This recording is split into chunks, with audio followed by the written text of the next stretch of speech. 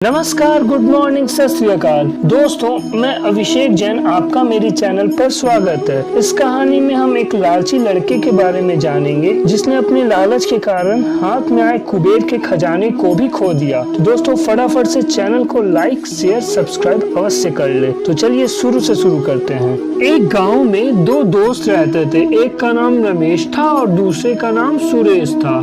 रमेश बहुत ही लालची था और सुरेश बहुत दयालु था, परंतु दोनों बहुत ही गरीब थे। रमेश हर समय अमीर बनने का ख्वाब देखता रहता था। उसे लगता था कि पैसे पेड़ पर फरते हैं। वह हर समय मंदिर जाता और वहां भगवान से मांगता कि भगवान मुझे अमीर बना दीजिए।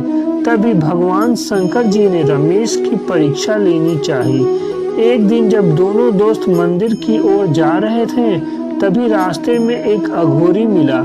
अघोरी रमेश को देखते ही समझ गया कि यह बहुत ही लालची इंसान है। अघोरी ने रमेश से कहा, बच्चा, तुझे अमीर बनना है ना, और बहुत जल्दी अमीर बनना चाहता है तू ना, तो कल शाम को यहाँ आ जाना। रमेश अघोरी के पास गया और अघोरी से पूछा, बाबा, आपको कैसे पता कि मैं अमीर बनना चाहता हूँ और मुझे बहुत जल्दी अमीर बनना है? अघोरी ने कहा, सब कुछ जानता हूँ। अगर तुझे किसी खजाने का पता जानना है या फिर कोई चमत्कारी चीज चाहिए तो कल शाम को मेरे पास आ जाना। रमेश ने कहा, ठीक है बाबा, मैं कल शाम को यहाँ आ जाऊंगा। तो उधर से सुरेश ने कहा, भाई, इनके चक्करों में मत पड़ो, यह अच्छे लोग नहीं हैं। चलो मंदिर की ओर चलते हैं। रमेश वहाँ से चल पड़ा। रमेश के मन में एक ही बात चल रही थी कि अब मैं अमीर बनूंगा।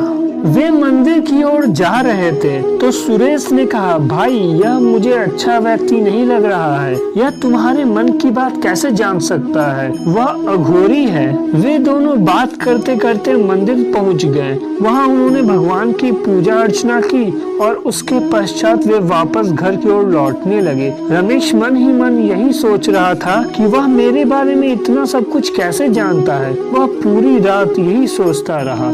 अगले दिन रमेश बहुत जल्दी उठ गया और वह इंतजार करता रहा, शाम कब होगी, शाम कब होगी। जैसे ही शाम हुई, वह दौड़कर बाबा के पास पहुंचा। रमेश ने अघोरी से पूछा, बाबा, आप मेरे बारे में इतना सब कुछ कैसे जानते हैं? अघोरी ने उत्तर दिया, मैं तुम्हारे बारे में क्या, पूरे संसार के बारे में जानता हूँ। अघोरी ने रमेश से कहा, देख, मैं तुझे जो भी चीज दूंगा, परंतु तुझे वादा करना होगा कि यह तू किसी से नहीं कहेगा।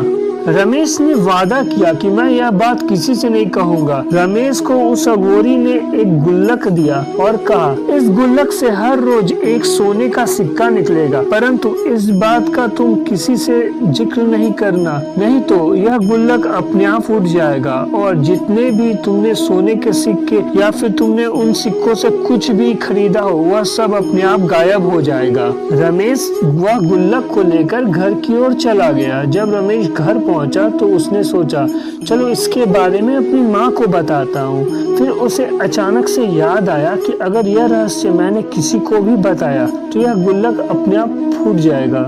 इसके बाद वह चुप हो गया। उसने अगले दिन सुबह एक नुकीले डंडे से गुल्लक के आगे बने छोटे से छेद से एक सोने का सिक्का निकाला। उसने उस सोने के सिक्के से ढेर सारे पकवान व नए नए कपड़े खरीद लाए। जब वह नए कपड़े पहनकर घर से बाहर निकला तो सुरेश ने देखा और कहा, यह तो बहुत अच्छा है। जब सुरेश ने रमेश को नए कपड़े पहने देखा तो रमेश से पूछा कि भाई, तुम्हारे पास इतने अच्छे अच्छे कपड़े कहाँ से आए, हमें भी बताओ। तो रमेश सुरेश की बातों को नजरअंदाज कर आगे बढ़ गया। वह प्रतिदिन एक एक सोने का सिक्का जमा करता और जमा करते करते उसके पास लगभग कुछ अधिक सोने के सिक्के जमा हो गए। तो उसने कुछ दिनों बाद उन सोने के सिक्कों से एक बहुत ही अच्छी गाड़ी खरीद ली। जब लोगों ने पूछना स्टार्ट कर दिया कि भाई, तुम्हारे पास इतने पैसे कहाँ से आए और हमें भी बताओ कि तुम क्या काम करते हो, इस कारणवश रमेश के मन में घमंड आ गया। उसने सुरेश से दोस्ती भी तोड़ दी। एक दिन उसने सोचा कि मैं रोज रोज एक एक सिक्का निकालता हूँ, क्यों न मैं एक ही बार में सारे सिक्के निकाल लूं, क्योंकि इसके अंदर तो बहुत सारे सिक्कों की आवाज आ रही है। अगर सारे सिक्के मिल जाएंगे तो मैं फिर से अमीर बन जाऊंगा।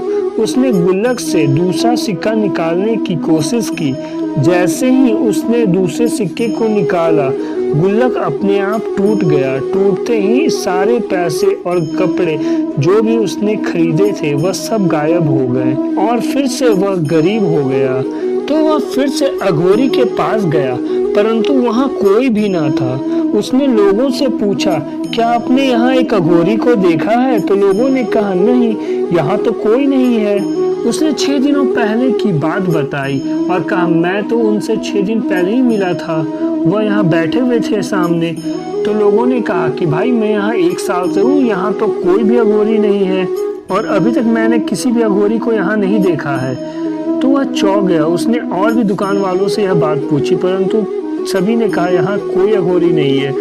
उसके बाद उसने सुरेश से कहा, भाई तुमने तो देखा था ना यहाँ अघोरी था? तो सुरेश ने कहा, मुझे तो ऐसा कोई बात याद नहीं है। फिर रमेश ने सुरेश को कहा, तुमने मुझे मना भी किया था कि उसके पास मत जाना। तो सुरेश ने उत्तर दिया, भाई ऐसी कोई बात नहीं है, तुम्हें जरूर कोई सपना देखा होगा। रमेश सुरेश की बात सुनकर और परेशान हो गया। रमेश ने सुरेश से कहा कि तुमने पूछा था ना मेरे पास इतने पैसे कहाँ से आए? तो इन्हीं अघोरी के जरिए मेरे पास इतने पैसे आए थे। तो रमेश ने कहा, क्या तुम्हारे पास पैसे? मैंने तो ऐसा कोई बात तुमसे नहीं कही है, या फिर मैंने कुछ ऐसा बात नहीं तुमसे पूछा है। तो रमेश स्तब्ध रह गया। तो इस कहानी से हम यही सीखते हैं कि हमें लालच नहीं करना चाहिए, लालच करना बुरी बला है। तो अगर आपको यह कहानी अच्छी लगी तो कृपया लाइक, शेयर और कमेंट जरूर करें और कमेंट में हमें यह लिखकर जरूर बताएं कि वह अघोरी कौन था। तो फिर मिलेंगे नेक्स्ट वीडियो में। धन्यवाद, bye bye, good night, Radhe Radhe.